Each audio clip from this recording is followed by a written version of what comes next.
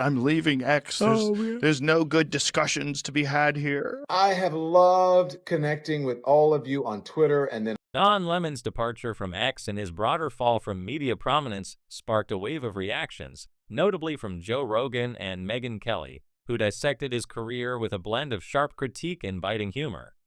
Lemon announced his exit from X, claiming the platform no longer fostered meaningful discussions.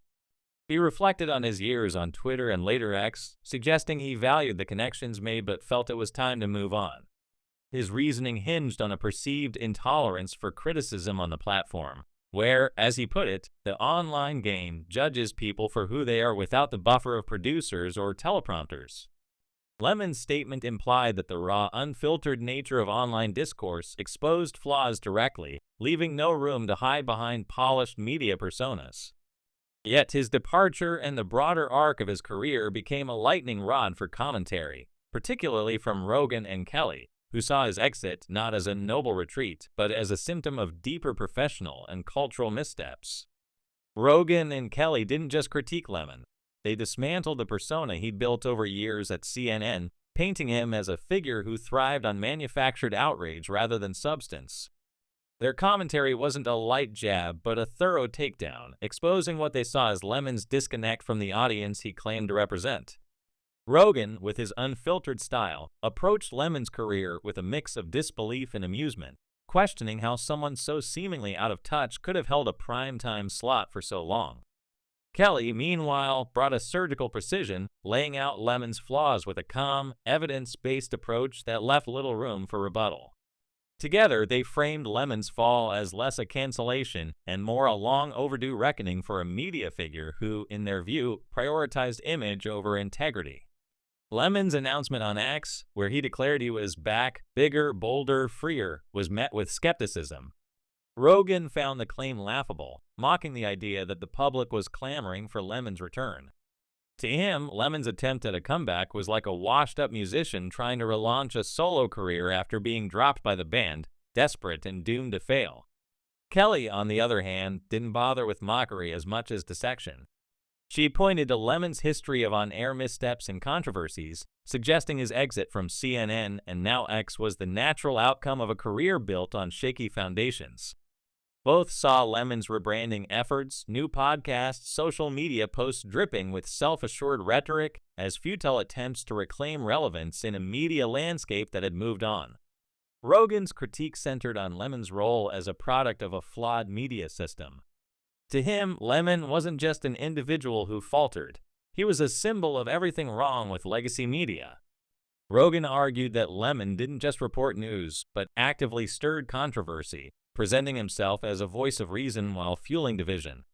He recalled moments where Lemon seemed to talk down to his audience, delivering prepackaged outrage with a smirk that suggested he believed himself above the fray.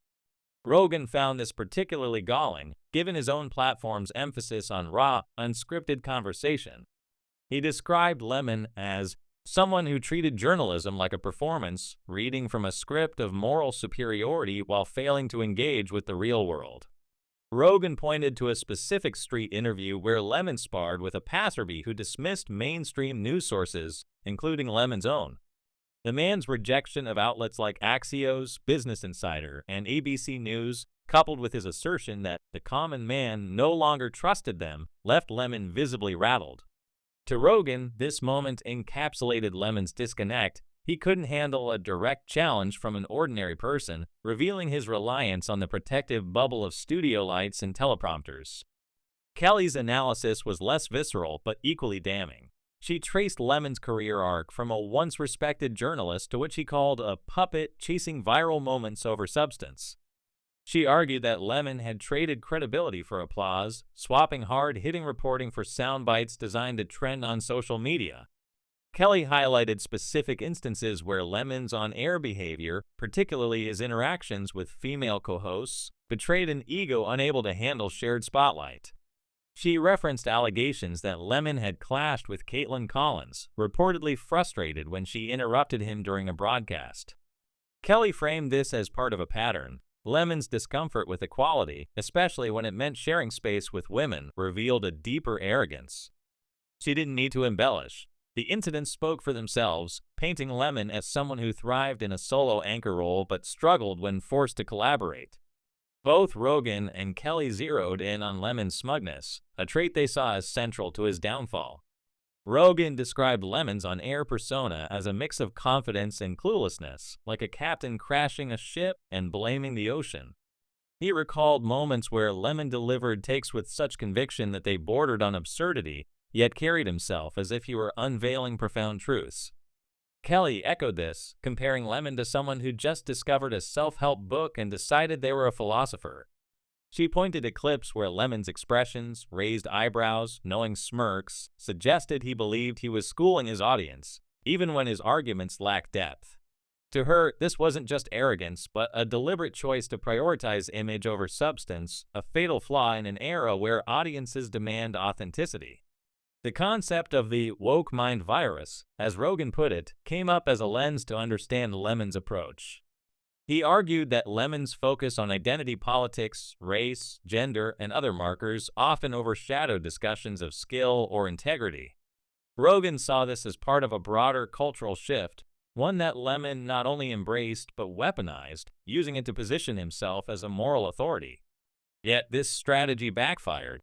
Rogan noted that Lemon's reliance on identity-based rhetoric alienated viewers across the political spectrum, unifying them in frustration rather than agreement. Kelly took it further, arguing that Lemon's obsession with appearing enlightened blinded him to the real-world impact of his words.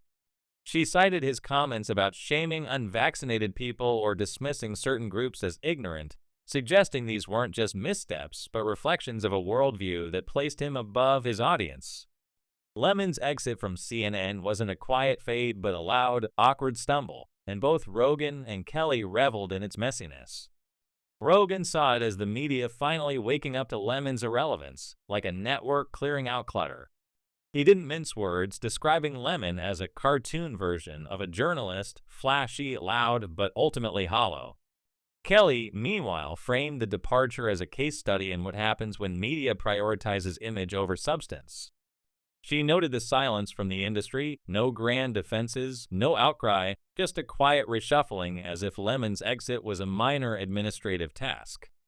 To her, this wasn't a tragedy but a correction, a sign that even corporate media had grown tired of defending someone so out of touch. The irony, as both Rogan and Kelly pointed out, was that Lemon's downfall came not from external enemies but from the very cultural shifts he'd championed. Rogan found it poetic that the same progressive ideals Lemon leaned into, identity politics, moral posturing, ultimately turned against him. When the media landscape evolved, demanding authenticity over performance, Lemon couldn't adapt. Kelly agreed, noting that Lemon's brand of journalism, built on lectures rather than conversations, had become obsolete. She pointed to his attempts to rebrand, like launching a podcast or posting dramatic X updates, as desperate grabs for relevance. To her, these efforts were like trying to revive a faded trend, earnest, but ultimately futile. Rogan's humor shone through in his reaction to Lemon's comeback attempts. He compared it to a boy band member going solo after a flop, complete with forced swagger and recycled hits. He laughed at Lemon's claim of being freer, questioning who exactly was begging for his return. Kelly, less amused, saw it as a symptom of Lemon's refusal to self-reflect. She argued that his insistence on doubling down, tweeting about being back while ignoring his past failures, showed a fundamental misunderstanding of why he'd lost his platform in the first place. To her, Lemon wasn't just out of step, he was running in the wrong direction, chasing a media era that no longer existed. Both Rogan and Kelly saw Lemon's story as bigger than one man's career. To Rogan, he was a symptom of a broken system, one that rewarded safe, predictable takes over challenging ideas. He argued that Lemon thrived because legacy media valued conformity over curiosity, creating figures who could perform outrage without questioning the script. Kelly took a broader view, framing Lemon as a cautionary tale for an industry at a crossroads. She suggested that his fall reflected a shift in what audiences want, real conversations, not polished monologues. In her eyes, Lemon's inability to adapt wasn't just personal. It was emblematic of a media culture struggling to stay relevant in an age of podcasts, independent voices, and unfiltered platforms like X,